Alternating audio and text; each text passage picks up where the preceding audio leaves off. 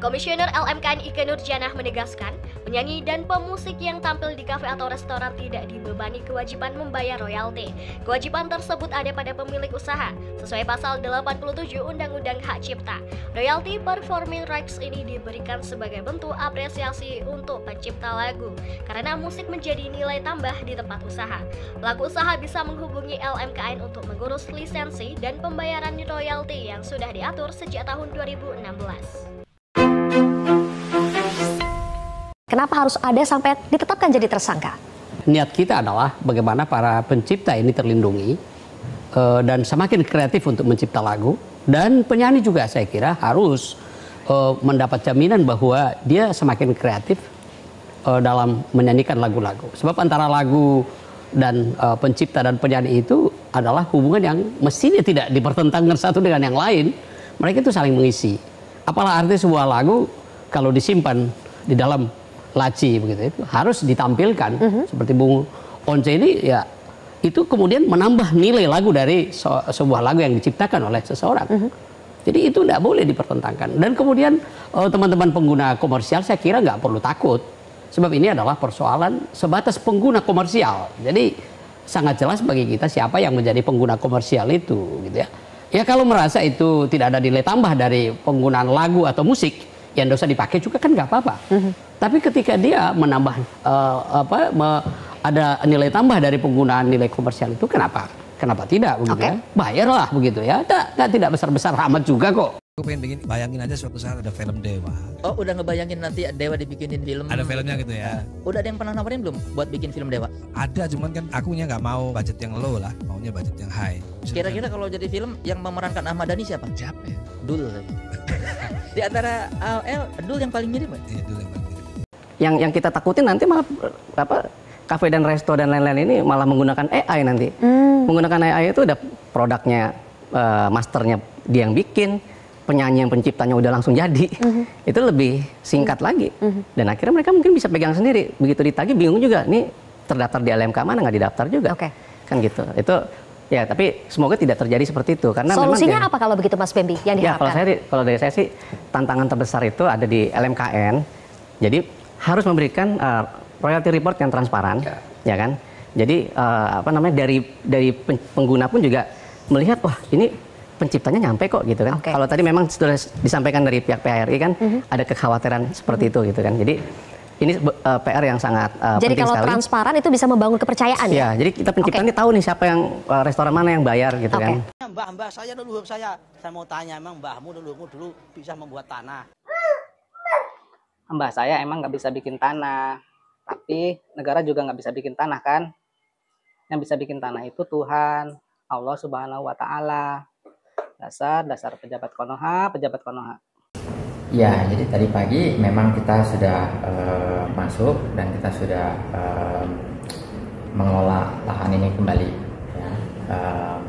Cuman sayangnya kita diganggu seperti biasa dengan ormas-ormas gitu kan. Dan ini, tapi kita ya datang dengan tim daripada pemerintah kota. Itu juga maka saya mau angkat juga betapa kita juga berterima kasih kepada Pak Wali dan jajarannya yang sigap gitu kan untuk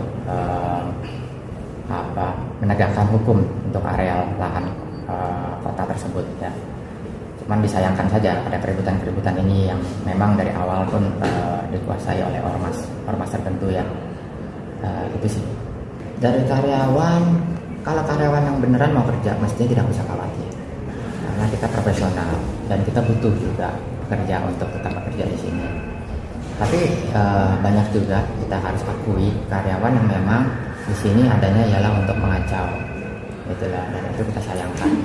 Dan itu pula yang kejadian juga hari ini, di mana karyawan-karyawan tersebut akhirnya membuat ulah dan merusak kantor, merusak pagar, merusak beberapa perangkat yayasan. Dan itu yang kita sayangkan ya, karena memang karyawan tersebut baru direkrut, tujuannya tidak lain tidak bukan ialah memang untuk mengacau, mengatasnamakan karyawan maupun serikat pekerja, padahal mereka hanya untuk membuat kekacauan. Kalau kita mengikuti pasal ini letter luck, orang yang paling kaya di Indonesia adalah W.R. Supratman. apalagi mendekati 17 Agustus semuanya di Indonesia nyanyi Indonesia Raya. Berarti kalau begitu apa yang disampaikan oleh Pak Marulam bahwa penciptaan lagu itu mempunyai fungsi sosial ya berarti ya. Iya kan? Bayangkan coba kita lagu Indonesia Raya. Ya, berapa tahun dinyanyikan oleh orang seluruh Indonesia baik di tingkat PAUD sampai di tingkat lembaga negara. Itu kalau model penafsiran yang sekarang baru rame, itu ahli warisnya paling kaya sedunia itu. Nah, sudahlah berlalu, akhirnya saya menjalankan pekerjaan saya secara profesional dengan tidak membawakan lagu Anji. Gitu. Setelah selesai, ya karena hari itu adalah trial, maksudnya ini penentuan saya main di sana sebagai reguler enggak gitu. Dan alhamdulillah akhirnya setiap Sabtu saya main di sana. Tetapi ada suatu catatan, notes gitu ya. Kalian Sabtu main di sini ya, tiap hari Sabtu. Tapi take out dulu lagu RCM, Republik Cinta Manajemen ya. Kalau boleh saya jelaskan.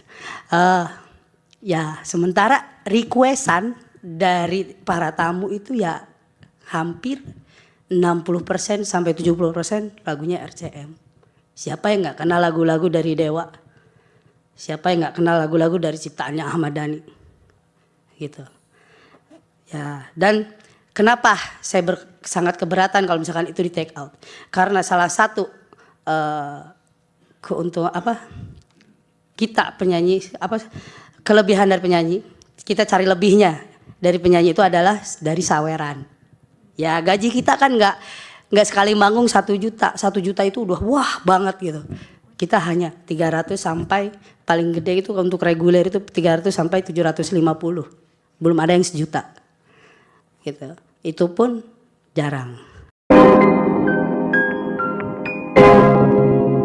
Yo guys, balik lagi bersama saya Tete Joko Kevin. Nah, ini masuk lagi ke segmen dari hak cipta lagu ya. Charlie Van Houten hadiahi kafe yang putar lagunya. Ini syaratnya ya guys. Waduh, ada syarat ya. Padahal kalau mau putar saja secara gratis. Tapi kenapa harus pakai syarat? Nah, ini kita lihat syaratnya seperti apa dari Charlie Van Houten ya. Tentang terkait yang memutarkan lagu harus bayar royalti. Sebenarnya kalau royalti itu zaman dulu tuh aku baru dengar sekarang sih ya. Kalau misalnya punya kafe harus memutar lagu tuh harus izin royalti ya, bayar royalti. Padahal zaman dulu jarang loh ada ya. Apakah karena dulu terkait hak cipta ya, waktu zaman-zaman Agnes Mo gitu ya. Nah, itu kan awal dimulainya dari Ari Bias dan Dhani. Nah, ini kita lihat guys terkait info ini. Setelah sebelumnya mengizinkan para penyanyi membawakan lagu-lagunya tanpa perlu membayar royalti, kini Charlie Van Houten juga memberikan kebebasan kepada kafe dan restoran untuk memutar karya-karyanya. Charlie bahkan berencana memberikan hadiah kepada kafe, restoran, ataupun musisi yang menampilkan lagunya di tempat tersebut. Melalui unggahan di akun Instagram miliknya, vokalis ST12 itu menyampaikan ajakan kepada pelaku usaha di bidang kuliner yang memutar lagunya. Ia menyebutkan bahwa jika dirinya kebetulan berada di lokasi tersebut dan mendengar lagunya diputar, maka ia siap memberikan hadiah. Waduh, apakah ini takutnya ada yang bilang ini jebakan Batman. Waduh, karena sekarang orang juga males ya. Padahal kalau misalnya royalti itu sepertinya harusnya ya, seperti penyanyi-penyanyi kafe, misalnya mau nyanyikan lagu si Charlie atau Dewa, itu tuh kan harusnya membayar, harusnya ya. Seperti konser-konser atau misalnya mengcover lagu dari YouTube gitu ya, misalnya mengcover lagu Dewa dan diupload di YouTube, itu kan harusnya ada bayar royalti juga. Atau mungkin ada juga loh ketika mengcover lagu mereka itu nggak dapat AdSense ya, tapi AdSense-nya masuknya ke hak ciptanya gitu ya, misalnya ada hak ciptanya Dewa gitu ya. Itu harusnya sih para pencipta lagu ya mintanya royaltinya harusnya ke YouTube ya, harusnya gitu guys. Hadiah yang dimaksud bisa berupa uang tunai atau merchandise, sebagai bentuk apresiasi kepada mereka yang turut menyebarkan dan menikmati karya-karyanya. Waduh. Nih, kondisi playlist lagu toko setelah ramai copyright dan bayar royalti ke LMKN ya. Kenapa harus bayar ke LMKN? Kenapa nggak harus bayar ke langsung gitu ya, langsung ke pencipta lagunya sendiri gitu. Kalau kayak gini kan dapat potongan nantinya ya, yang harusnya royalti dapatnya ke penciptanya misalnya 10 juta. Karena masuk ke LMKN, 10 juta itu dibagi ya sama LMKN. Dia berapa persen gitu guys. Harusnya sih ya kalau mau kayak gini bayar royaltinya ke hak ciptanya, ke si pencipta lagunya sendiri ya, langsung gitu ya.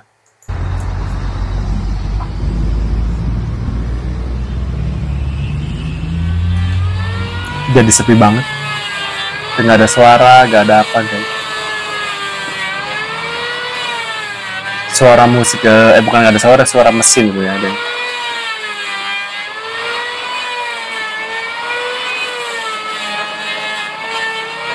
Waduh.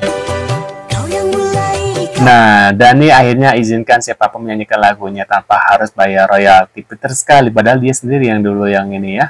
Wah, sekarang sepi kan, nggak ada yang mau dengar lagunya. Tanggapan mengenai suara burung yang ramai banget itu. Ya, ini bukan urusan antara pencipta dengan penyanyi. Ini hanya urusan yang punya master lagu-lagu tersebut dengan pengelola kafe restoran Usaha, ya? gitu, dan LMK gitu. Jadi ini harus sebenarnya, makanya ini kadang kita ini jadi jangan sampai karena gua ngerti ngomongan begini akhirnya gua diundang kemana-mana untuk ngomongin tentang ini. Bukan urusan gua ini sebenarnya. Dari hari ini gua diundang sama TV One, diundang sama Kompas, diundang sama Metro TV untuk ngomongin ini sebagai wakil musisi. Gua nggak ada urusannya. Ini urusannya yang punya master. Iya kan? Dia punya master dan nggak ada. Betul. Ini sebenarnya bukan yang aksi perjuangkan. Bukan aksi perjuangkan. Karena ini master. Yang punya master. Jadi yang ngurusin ini adalah namanya Selmi. Dia yang punya master, pemilik hak terkait. Jadi ini nggak ada urusannya. Kalau musisi ditanya sebenarnya nggak nyambung sebenarnya. Karena bukan. Iya, ini sebenarnya lebih ke label. Iya. Label belum karuan juga master. lagu gue juga diputar di restoran itu kan juga nggak rugi-rugi juga kan. Waduh. Menurut kalian gimana nih terkait info ini? Mungkin kalian bisa tulis di kolom komentar ya. Hak cipta lagu ini guys ya. Waduh. Mungkin setelah kejadian ini banyak restoran yang enggan memutarkan lagu. Otomatis lagu-lagu yang harusnya lagi promo gitu ya, nggak ada yang mau memutarkan. Kenapa? Waduh.